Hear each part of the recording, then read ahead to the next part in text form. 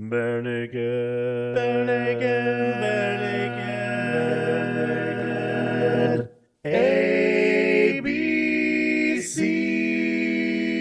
ABCs. Welcome to the Bare Naked ABCs, where we discuss every Bare Naked Lady song from 7 to Y, and then back again. Joining me tonight are Aaron and Betsy. Welcome. Hello, hello, hello. Hi. And we have a returning guest tonight, Trevor Cox. Yay. Hey, there was much rejoicing. Thank you for having me. I always love coming on here. This is great. It's always Good great to to have you. have you on. And while we're name dropping, tonight's song is Paul Chambers. Yes. That's the best pun I could come up with for a name. I'm sorry. I was wondering what you were going to do with it, so that's pretty good. For those who have never heard Paul Chambers before, here is a quick snippet. And now, as Paul Chambers plays the changes on the bass, can we take all we've got and walk through these changes together? So this is, I'm going to get it right this time, from Detour DeForce. Yep. And Trevor is showing us his vinyl version of the album. Yes. It's excellent. Oh. Oh, and Betsy That showing got it us too. the vinyl Okay, yes. version. Okay, I guess this is show and tell night. Yeah. We're not just name dropping. We're also showing who has the status in the group. Got it. Vinyl dropping. Vinyl dropping. That's right. Be That dropped. sounds wrong. I stay away from vinyl droppings. Violet can't poop. Not the ones that sound good. So this is written by Jim and Mike Evans. Now Yeah, I don't. never heard of Mike Evans. Mike Evans. Okay. Well, let's talk a little bit about Tell Mike. us more, Tracy. I didn't have anything written down for him. Now I gotta look him up. Fascinating. Yeah, Well- amazing, isn't he? Yeah, I've never Isn't knew he? that. There's a lot of football players that named Mike Evans. Isn't he a musician that Jim and Andy did some producing for at some point? Am I wrong on Yes. this? Okay, I thought so. Yeah. No, you're right. They Okay. they have actually done a number of helping each other Pollination. out a lot and cross pollination. Yes, but Wikipedia has nothing on this gentleman. I believe that I have talked about him before because they also did some work together on fake nudes, if I remember correctly. Could be. I don't know offhand. I could be wrong. I saw Jim and Andy perform as the Brothers Cregan a few summers back, and I think Mike Evans was in the crowd, and they called him up and he joined them for a song. I could be completely wrong. I might be the wrong guy, but I'm going to go on record here and say it was Mike Evans because that's a better story for tonight. To say that he was there. But I think he was. 100% definitely was. Thanks, Betsy. Well, they're gonna have to come on here and fact check us. That's If we're right. wrong, they have to come in and tell us. That's right. We know you listen. Come on the show. If I'm looking up the right guy, he's still writing and touring as we speak. So, yeah, I'm trying to find more about him, but I can't guarantee that this is the right guy that I'm reading about. I don't know. It's really hard to find anything about Mike Evans. I don't know. Sorry, listeners. I did not do my homework Anyway, on here's this one. Wonderwall. Today's gonna be I did the all my day. research this week on Paul Chambers instead. Good Instead choice. of the person who wrote this. Well, while I'm trying to Nice regain my research flex. stature. While I'm trying to regain my stature, Aaron, would you mind giving us a breakdown? Ooh, boy, sure. So Paul Chambers was recorded at precisely 118 beats per minute. It is in the key of E flat major for at least some of it. The verse changes go E flat major 7, C minor 7, F minor, B flat, which would be 1, 6, 2, 5.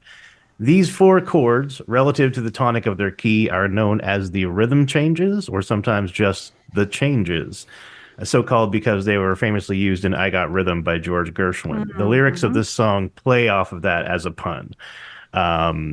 We then repeat the changes, except the last chord, the second time through the verse, is a D flat 7, which is a pivot chord. We call that a pivot chord because it's setting up the key change for the pre-chorus.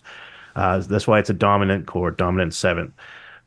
So we'll be shifting the tonal center down a whole step to D flat. So by ending on D flat 7 here, we can fall down a major fifth. We resolve to we go from the 7th to G flat major 7 in the pre-chorus, so we're resolving down a fifth. That would be relative 5 to 1, but now we're in the key of D flat. So the pre-chorus goes G flat major 7, E flat minor, A flat, G flat major 7, D flat, A flat, which would be relative to our new key of D flat. We have a 4, 2, 5, 4, 1, 5. And then we can go back into the E flat major 7 we go up to B flat minor to the chorus. So now we have B flat minor, E flat, G flat, D flat, E flat, G flat major 7, D flat. I'm probably missing some dominant chords here, which would also fit into the common tendency in jazz music to travel around the changes, usually via the circle of fifths, but sometimes a little more adventurously, and sort of continuously resolving to different chords. Thus, you create this kind of nebulous quality of not knowing exactly where you are tonally, but because you're kind of resolving this series of like fifths or fourths, you're always sounding. It still sounds right. It doesn't sound disharmonious or dissonant or out of place. It also makes resolving back to a firmly established key feel that much more restful and that much more aesthetically pleasing.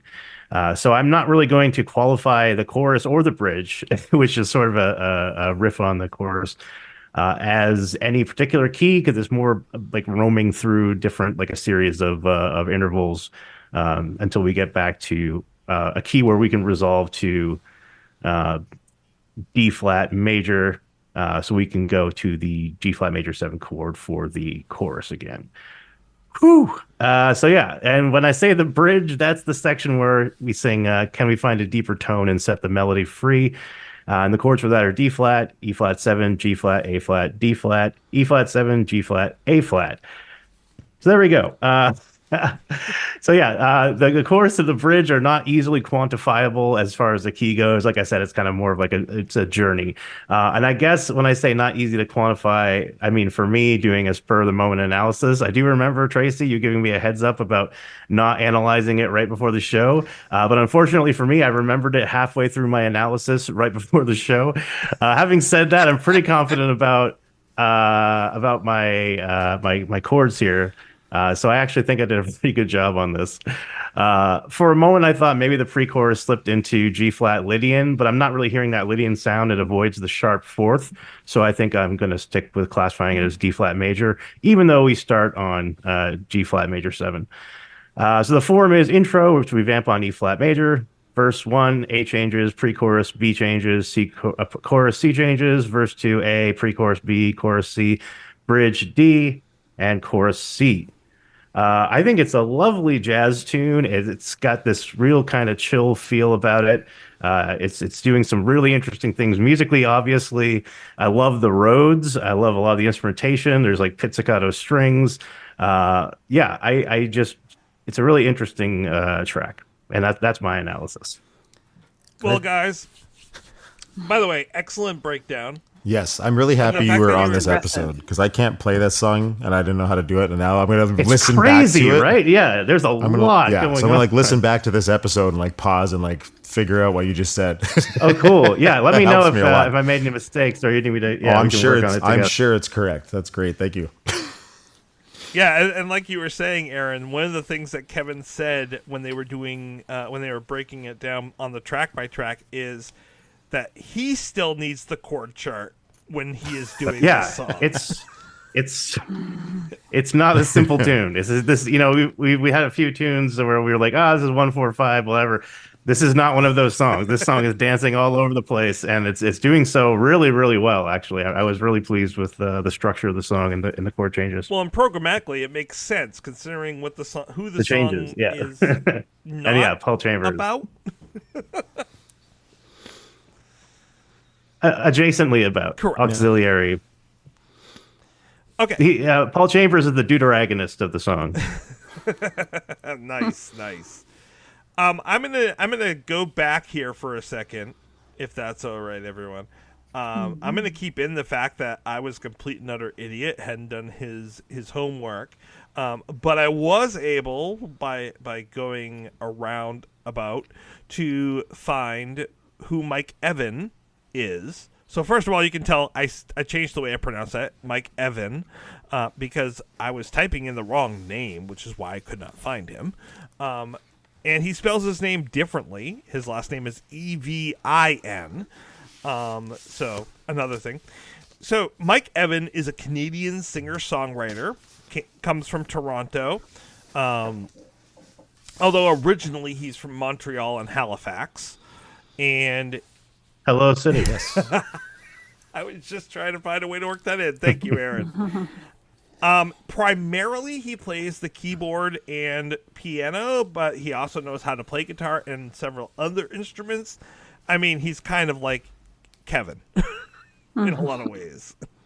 I believe it was you, Trevor, that said that Jim and Andy co-produced his album, one of his albums. Yeah, I think I assume they have. Yeah. And that is Yeah, correct. okay. He's actually put out 6 albums. Oh, wow. His second one was the one that was co-produced by the Creegans. And they also played on the album along with Tyler Stewart and Kevin Hearn. Oh, wow. So, fuck you to Ed, I guess. Ooh, that escalated quickly. And a real fuck you because he also had Kurt Swinghammer on there, who Ed loves. So I'll have all these other people that are adjacent to you, but I won't have you on my album. Maybe Ed was just busy at the time. It was back in 2001. He also had Dave Matheson, Gary Brett, and Ian McLaughlin on the album as well.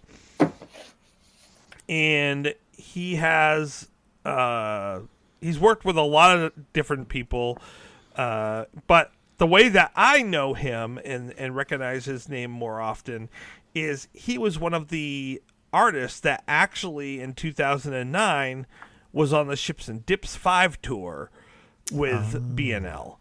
So I'm going to, for you guys, play a little bit of his stuff so you can recognize his works. Is gonna switch piano. Yeah, I can't even say it, but I'm surely feeling that one look in the mirror reveals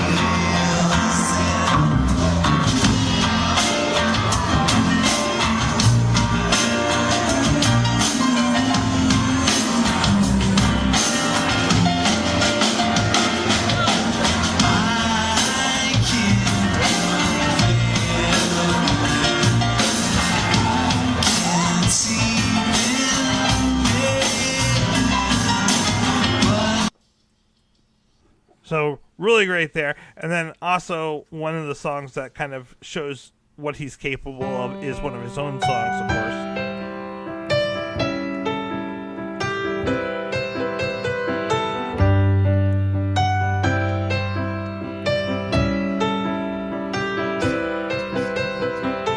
Right now it stings to know I'll never hear you sing in the shower, out of tune, while I'm smiling from the next room.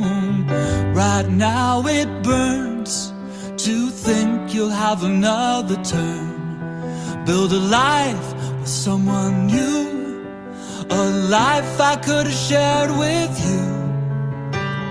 But I hope he brings out the ham in you. It's such a beautiful, beautiful part of you. So I can definitely see why Jim definitely gravitates. I mean, their sounds are very close. Yeah. I like that. It was good. And Ed got to play the drums with him there in that first clip you showed us. So at least Ed played with him a little.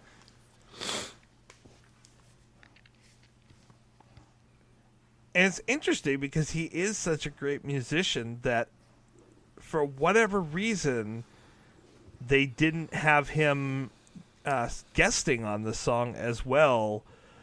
Instead, they had Andy guesting on the song. Oh, really? I didn't realize that. Trying to find where it is. Yeah, so Andy is... Oh, there it is right there.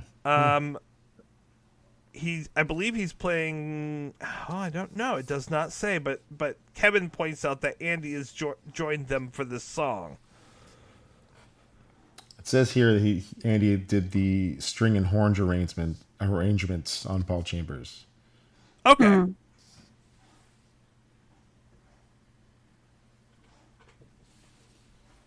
Oh, and piano, guiro, and acoustic guitar. Sorry. Because, Kevin couldn't have done any of that. Well, it's fun to bring Andy in every once in a while. It is. And actually, Kevin was the one that pointed out the fact that Andy was on the thing. Like, he really loved working with Andy in the studio, so... Andy, we know you listen. You want to be back with BNL.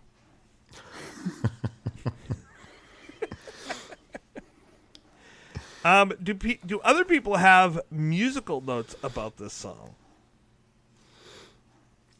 Nothing specific, just I really like it. Like, I think for me, this was one of a big standout song from this album. Like, I remember when I first heard it, this is one that immediately caught my ear. Went, ooh, that one's a really good one. Listen to that again, a bunch. But I don't have anything specific, but just in general, the music of it, I really like it. Yeah, this is one of those songs for me too, Trevor, that really stood out when I was listening to this album the first time around. I was like, I'm coming back. There were certain ones I was like, I have to come back and listen to this one again, and this is one of those. Yeah. I felt like the music wrapped me in a blanket of a Jim hug.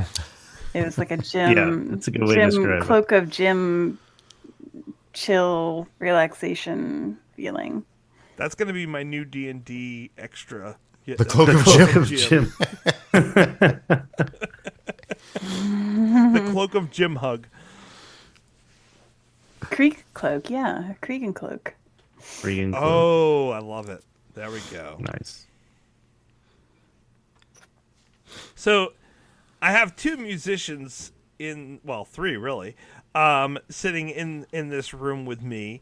And what I would like to know is, like, what do you guys already know about Paul Chambers? What can you educate the audience about so they're not listening to me talk and prattle on for like 10 minutes? I'll be honest, not a lot. I felt dumb. I am a bass player. I play a lot of stuff, but right now bass is kind of my main thing. And Betsy, I know you're a bass player as well. So I felt really dumb having heard this song and like, who's Paul Me Chambers? too, I guess. had no idea. But since then, like that's one of the reasons I love this song is because this got me to go listen to Paul Chambers music, and I love it. I listen to it all the time now since this album came out, and I discovered his music. But I don't know much about him, and truth be told, I tried to look up some stuff. There's a biography about him that I couldn't get a hold of in time, and so I haven't read it. I thought, I'll read it, and then your new backwards way the episodes coming up way faster than they used to. I'd be like, I'll sign up for this one. It's a P. I won't be there for a long time. And oh, hey, we're doing Paul Chambers tonight. Oh yeah. So I did not have time to even order it and get it. But I don't know much about it. But I really enjoy what I've heard from him thus far. Yeah, I had to research it too because I didn't. I'm embarrassed to say I did jazz and chorus and show choir and band and pep band and all the musical things, and I never heard of this guy. But I didn't go super deep into jazz because I just did a little bit of everything. But yeah, I had to find him on YouTube, and I listened to some kind of mini documentaries while I was doing the dishes. Yeah, he's the real deal. He's on like over 300 albums, depending on the source and everything. And yeah, I'm gonna stop talking for a second. I heard, but proceed. Aaron, what about you? Well, as the non-bass player in the room, when I hear Chambers and I hear jazz or just music, I think Dennis Chambers, which I don't think they're related. But Dennis, you can clarify. We know you listen. Please come on the show. But yeah, as a drummer, I'm a big Dennis Chambers fan. But I do know that Paul is on arguably. Okay, so this kind of ties into the lyrics, and we can hold off on most of that discussion. But I want to discuss one line, which is "You roll your eyes at me because I always put on Kind of Blue." Now, I totally this spoke to me as someone who went to jazz school. Really diving into Kind of Blue for the first time was a revelation. Like the first time you hear that album, if you like jazz at all, you just kind of stop and drop everything and listen. And it's kind of like Miles and really his whole band. You had Train, Cannonball, Bill Evans, Jimmy Cobb, and of course Paul Chambers. But really, they all had like an open line to the universe and just channeled something ethereal in those sessions. It's so magical. Like I have without a doubt listened to Kind of Blue more than any other jazz album. I think I actually like Mingus a little more than I like Miles, but as far as any individual record goes, I've had Kind of Blue on way more. It's sort of an institution. So I can see someone just kind of rolling their eyes, being, "Oh, you always play that album." But it's like, if you're into jazz, there's so much to love. It's such a great album. I totally get it. Definitely. That was me gushing about jazz for 5 minutes. Sorry. No, I opened that up for that reason. So yeah, he's kind of like this. Paul Chambers is like this unsung hero of jazz. Like you were saying, Betsy, like he's been on like 300 different albums, and he's all over the place. He's been the leader, he's been a co-leader, he's been the side man. And he died at the age of 33. He did all of that by the age of 33, which just blows my mind. He was a fixture of the rhythm sections from the 50s and the 60s, and he became one of the most widely known jazz artists and bassists of the hard bop era. He's especially known for his bow solos, as well as, what Jim mentions in the song, walking up and down the chords. And if you know hard bop at all, he's going really fast through changes, really fast. We're talking two chords at least per measure, and usually really, really high tempos. Like you can really hear that bass just plugging along. So I want to play a little bit for people. One of his most signature songs. And this is someone else playing. That's the guy. What he's written. Hi, Guy. I saw you on YouTube. This is his signature song called "Visitation," and yes, the guy that you're pointing out on the video, I will have a link in the liner notes. Is PD Bass, and that's his Christian name. He is going to play for us a snippet, a piece of Paul Chambers' Visitation, and you get to hear, because there's not a lot of the background, you just have the bass, you get to hear some of the iconic pieces that Paul Chambers has in his music.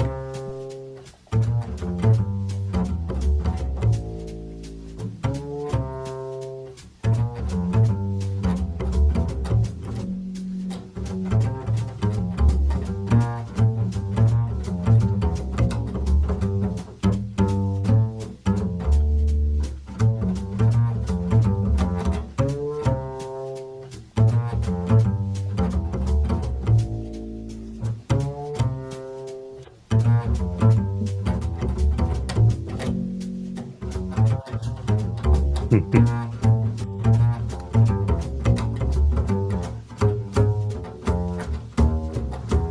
the great Man. Double And I bass think is such a that's just- cool instrument. Oh yeah. Watching fretless someone basses play are it awesome. is just phenomenal, and I love watching Jim when he's on stage Yeah. playing Grandma. Yeah. And you can see it's the effect that Paul Chambers had on Jim's playing, because the way that Jim plays is very, very similar to what I just saw in that video. Yeah. And I think, unless I'm mistaken, I feel like at some point promoting this album and promoting this song, I feel like Jim said in some interview that Paul Chambers obviously was his favorite bass player. Am I wrong? Am I making things up? Does anyone know? I don't have that down, but it doesn't mean it's not true. And it wouldn't surprise me any, because No, it would check out. Yeah. And this is one of the pieces that he did with Miles Davis. But again, the part that I really want to play is at the very beginning of this, when you have a duet between the piano and the bass at the very beginning, and you really are hearing what Paul Chambers is capable of. And this is actually Paul Chambers, not someone else playing his music.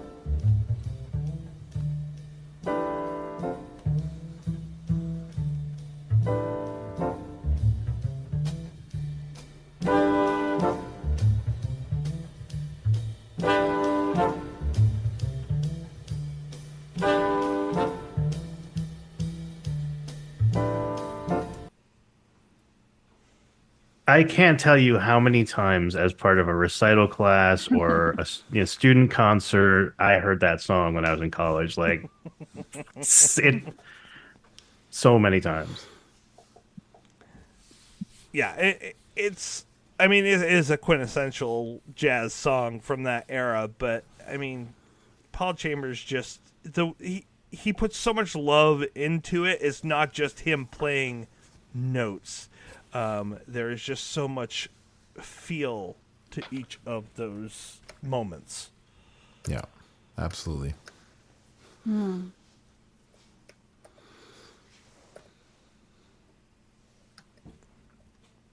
So I was talking about Paul Chambers. I should continue going on. Of course, he played with the likes of, as mentioned before, Miles Davis, Wynton Kelly. He played with Benny Green. He played with George Wallington, J.J. Johnson, Kai Winding. He was with Miles Davis band for the longest time. He played on Thelonious Monk's Brilliant Corners album, John Coltrane's Giant Steps, and Oliver Nelson's The Blues and the Abstract Truth. And he was well known amongst the musicians well enough that they didn't call him Paul Chambers, they just called him Mr. PC. Oh. I'm not sure I Before want that PC title. was a thing. Different connotation. Totally now. different meaning these days. Yeah. Personal computer. and he's had a lot of songs written about him because he was so well known. But yeah, just an amazing, amazing artist. The funny thing is that this song was not written specifically about Paul Chambers, though. So the song is really about, and what Jim said that he wanted to write about is about giving to his band and to his family the same way that Paul Chambers gave to his band members all of the time. and making that was what the song to him was really about. And at first, I was like, the band. What is he talking about with the band? And then the more I listened to it, I'm like, actually, yeah, it kind of. I'm hearing that with some of the lines in here about him giving to the band. Yeah. I don't know. I didn't think about it that way at all. But if that's what he said, then I could see like the mentioning of the drums and all the times they played at Al's bar back in the day, kind of thing. And then deeper tones set the melody free, but I don't know. No, go ahead. Yeah, go ahead. There's also like remember the nights when we would sit and talk in the bath. So I'm not. Yeah, maybe it changes. That reminded me of maybe it convention changes. years, actually. Yeah. Now we're in the Now bath. But yeah, no. I mean, maybe it's like the first verse could be about one thing, and the second verse could be about another. It could be like a relationship and the band and friendship, or it could be whatever. But yeah. I mean, I definitely got the distinct impression. The cliche is the only constant is change, but it's a cliche for a reason. It's true. Our lives are always changing. They don't always go the way we think they will, and sometimes, change can be painful, but still good. And regardless, you have to, hold on to the people who care about you and who you care about and, kind of see each other through the changes. And it's kind of like programmatically, if I can tie it back to the music, where we're like hopping around from chord to chord. We're not really in any kind of clearly defined like key. And how Jim said he needed like the lead sheet, the chords, the changes to follow along. We as friends, as lovers, family members, whatever, the relationships we have, those are the lead sheets. That's the chord changes we're following along. They're helping us stay in the song. They're helping us play right. That's my take on it. I like that. Yeah, nice. Yeah, I was thinking the same thing when I was going through the lyrics. I agree. Did you have any particular lyrics you wanted to discuss? I don't want to put you on the spot, but just curious. Just it sounded initially actually to me it sounded more like a romantic relationship or something like more intimate like that, where he's like the fire is burning low, the coals are still alive, and then going through like the remember whens and everything. And I love the fact that the next lines after that, there's still so much to know, so much to find. Yeah. Mm-hmm. Yeah, I always just sort of heard it. I imagine this is just a song about a couple that has grown older together, and they know each other so well. Like, you roll your eyes at me because I always put on Kind of Blue. Yeah, that's what I was. You have always seen what's beside you. It's like, you know me so well. They've been beside each other. I imagine they're getting older, with the fire's burning low. The time has passed. they're getting older, but the coals are still alive. Sunrise, and like you said, sunset. like you said, Tracy, there's still so much to find and kind of thing. But that's sort of my take. Has always just been it's a couple who's been together for years, and they're changing together. They're going through, they're getting older but still very much together and happy. The part that I found interesting was when Jim said that it's about the band too. Yeah, the lines about the drums, like you said, in Al's bar. By the way, I found an Al's bar in L.A., which goes back to the line before that about carrying your drums through L.A. But there's also an Al's bar in Scarborough, Ontario, where Jim grew up. And so it could be either or. But the part that I see that's interesting, and I'm wondering if it goes more to the relationship piece or to the band piece, is, let's find a reason to stay. There's times we walked away. We've got to try. So talking very much about how there's times that things have almost broken apart, but we've worked hard to keep things together and to move on and change and become something different.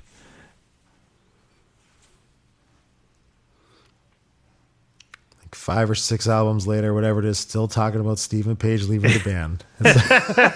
Well, no, I mean, ironically, I think Steven made the band more about himself by leaving than anything else that he possibly could have done. Like, I'm kind of joking, but there is like I do feel like there's like that sort of like there's like a scar from that damage. It's like, you know, sometimes they're like, well, we don't want to talk about it, but other times they're like, well, this is the reality, you know, we have to address it, and sometimes you need to talk about it. So yeah, no, I really do think that there is some truth in that, you know, as far, and you know, we can go back and forth too with the relationship versus the band thing, like, you know, oftentimes especially like, you know, people like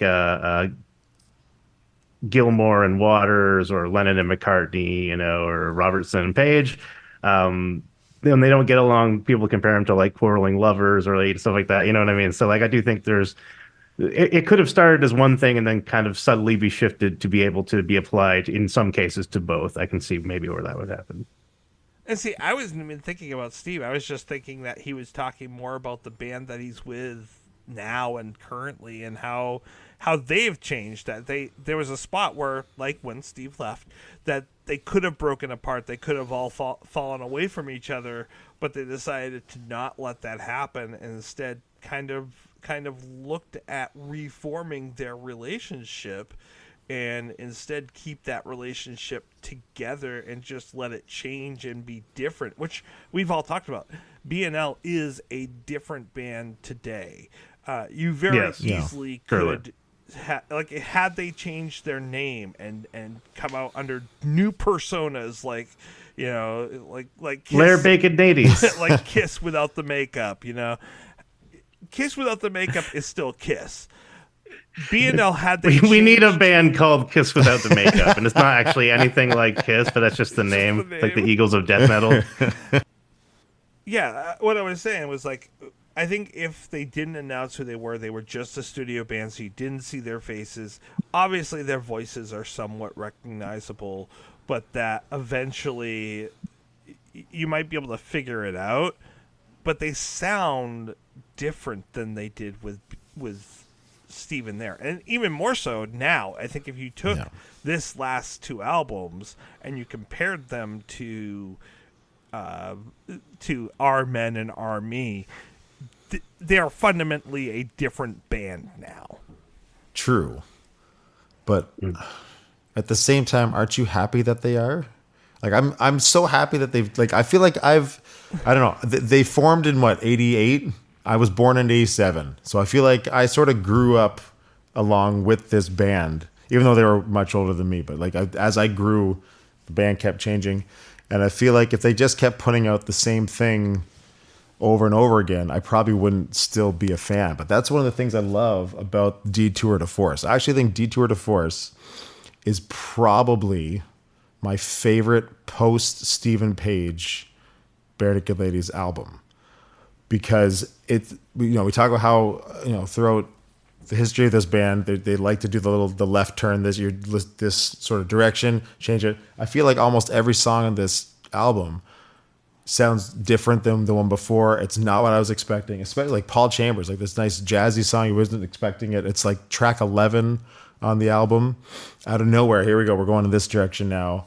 And right after a pretty serious song like God Forbid comes right before it, right?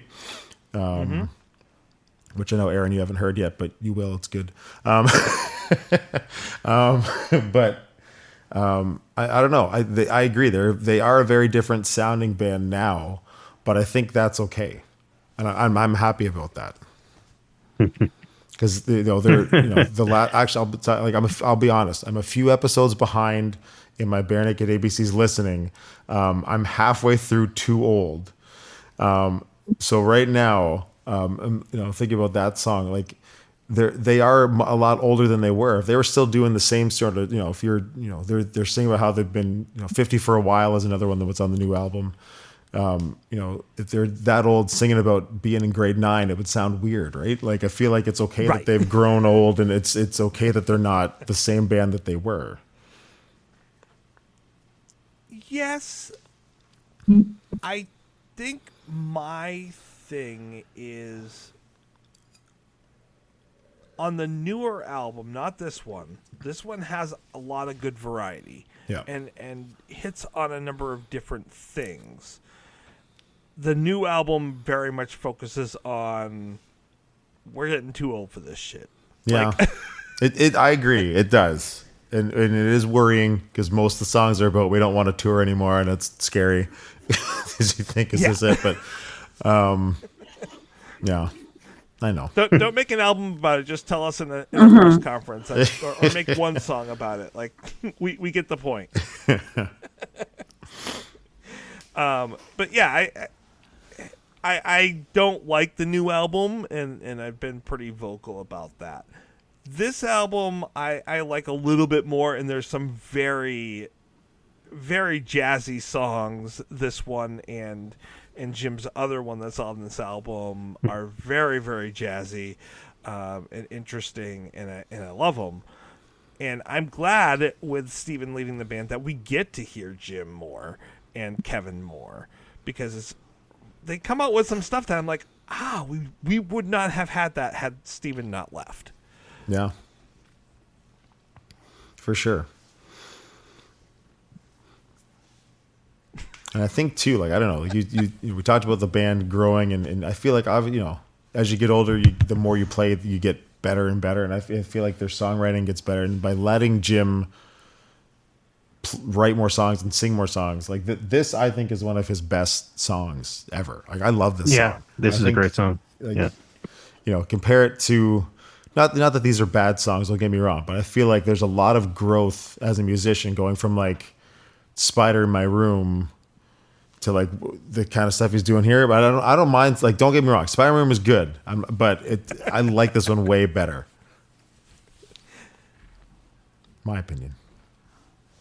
I don't know. I still love Spider in My Room better, but that's your point is taken. Maybe in the drink. I can say I definitely like this more than in the drink. Yeah. I can agree on that. This is, very pretty song though. I think that it's pretty in a way that's different than what Kevin gave us with last week's song. That was a very peaceful song, no pun intended. This is almost romantic in a way. And there's another Steven song, and I know that we've mentioned how it's different with Steven, but there is a Steven song that sounds very similar to this song in a lot of the pieces that will come out later on with Steven's individual stuff. I couldn't, for the life of me, get it to quite pick out which one it was, but I'm like, oh, it's there. Oh my gosh, which one is it? All week long, because it was so similar, but just different enough that it didn't make that connection totally. Now it's gonna bug me. I'm trying to figure out which one it was. Let me see if I can hear it again. Maybe this time it will click. Oh, it clicked. Failure to communicate. Oh. Yeah, I could see that. It's a long, like, this one's a little more romantic, obviously, for obvious reasons. This is like the follow-up to a failure to communicate, I guess. We're failing to communicate, so let's work on that.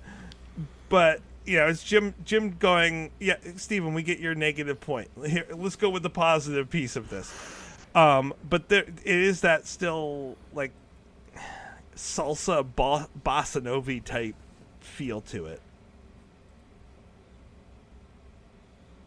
Yeah, I mean, it's got kind of a. It's I would call it. It's kind of fusiony, really. Because it's like okay, it's jazzy, but it's also kind of pop rock.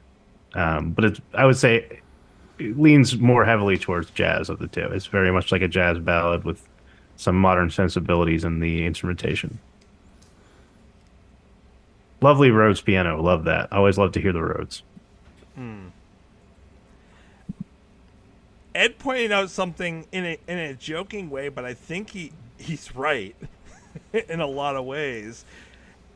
When they were doing the track by track, Ed's statement was, "We have a bassist writing a song about a bassist.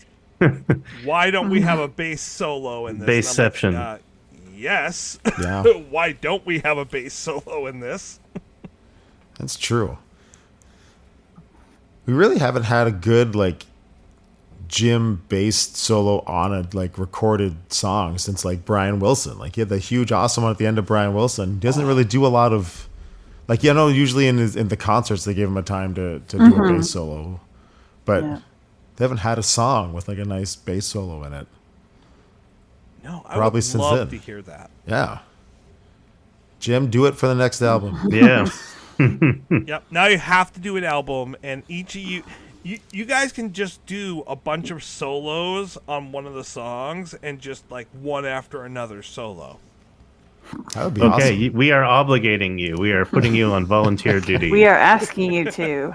Yes. Oh, Nicely done. Good job. Nicely done. So the first line that this song came from, the first line that this was kind of spawned from, as I mentioned before, Jim kind of came into this talking with Mike about the fact that he wanted to write something kind of related to Paul Chambers and how he gave to his band members, and how he, giving to his family is as important as what Paul Chambers gave to the band. And they sat there and they were thinking and they were working it over, and Jim's thought was, I don't know, can't we find a deeper tone and set the melody free? And boom, as soon as that came out of his mouth, he's like, Nice. that's it. And Mike Genius. started singing it. wow. You just so talk like that? yeah, That's that's- crazy. That sounds great, Jim. That's just normal words out of his mouth. Yeah. every That's day. awesome. Wow. And the other interesting thing that came from the track by track is that Ed said that the day that the record came out, he got a text message from Stefan Lessard, who is the bassist from Dave Matthews Matthews, Band, yeah. about how great it is that they have a song about a bassist on their album. Oh, nice. That's awesome.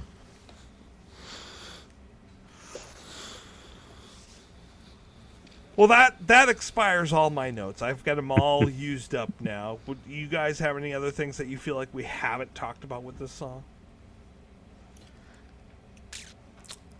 I don't think Music so. wise, Yeah. give it up for the horn section. Like the, Yeah. the brass players are Yeah. good too. Everyone, yeah. There you go. That's it. That's all I got.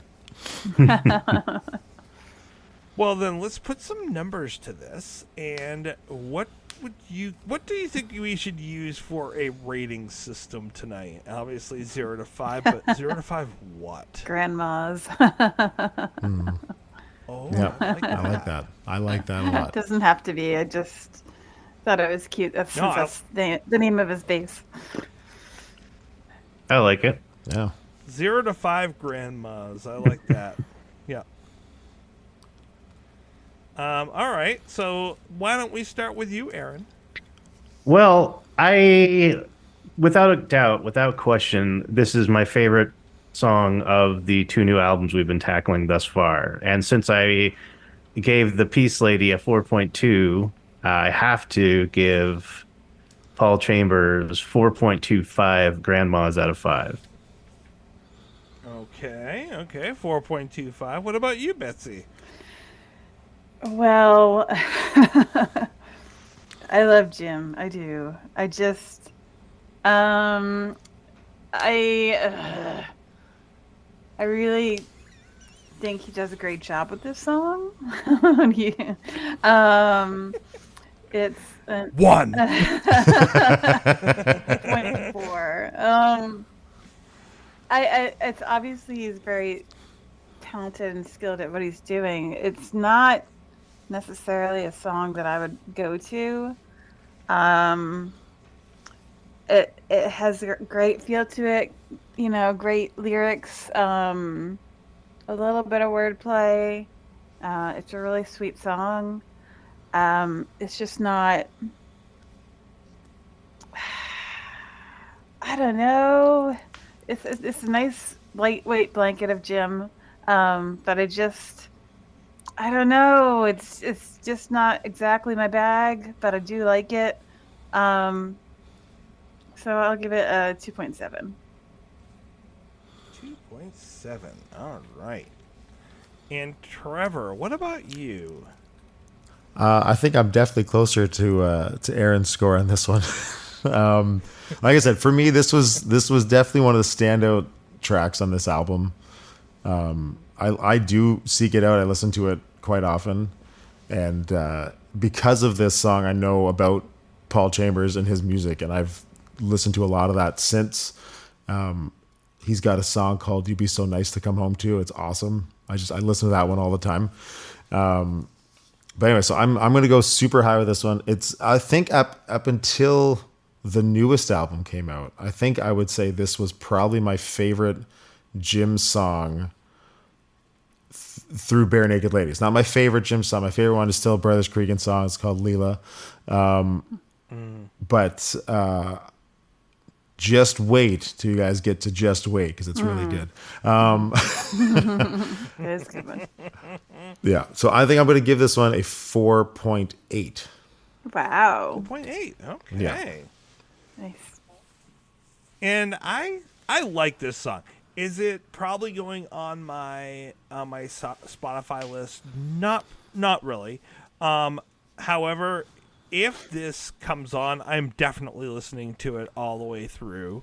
I'm not going to memorize it, but I really, really enjoy this and can just sit there and chill to this and enjoy it. Like, I could see myself sitting down by the fire, like drinking some wine, reading a book, and having this on in the background. Like, it's really, really pleasant music to have on, and enjoyable. In the car, I would listen to it because it's not going to like so relax me that it puts me to sleep, but at the same time, I can focus on the road. I would give this a 3.94. I might come back and reevaluate this later if I get into gummies. If I have it with the gummy, I might change my mind. Be more in a relaxed state of mind. It's just not my vibe right now. Sorry, Jim. Love you. Well, guys, just an emergency warning here. We need to record the next episode tomorrow, so you have one night to prepare. Just one night. So, just one night. Say it again. Not Nicely 1 done. week. Not 1 week, one night. We only had one night. Oh wait. No, so I'm sorry. I'll just wait. No, I had that wrong.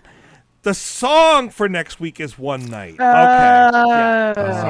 Okay. Wow. Yeah. I see. Wow. Yeah, it was just so natural. I couldn't tell that it was a pun. It wasn't. It wasn't at was all forced. Not shoehorned a little bit. coerced. Not at all. You couldn't There is tell I some- wrote it in one night. No. Yeah. But Oh, There we go. you've grown about I them, didn't but this shoehorn show that would one. not be the same with those puns. that's we're true. doing. No. We'd all No. miss them. Nope, it wouldn't be the same. Listens for those. That's It right. wouldn't. Could be better. Could be better. Oh, Oh, no, ouch. no. Ouch. Of course, I you're don't gonna think miss me that. when I'm gone. Who said- Oh, okay. Was that the Cup song? You're gonna miss me when I'm gone. That's a Steven song.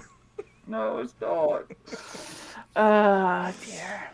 Well, thank you guys so much for joining me. I really had a great time. Me too. Me too. Thanks Good for having me talking to back. you, everybody. See you in one night. Good to see you, Trevor.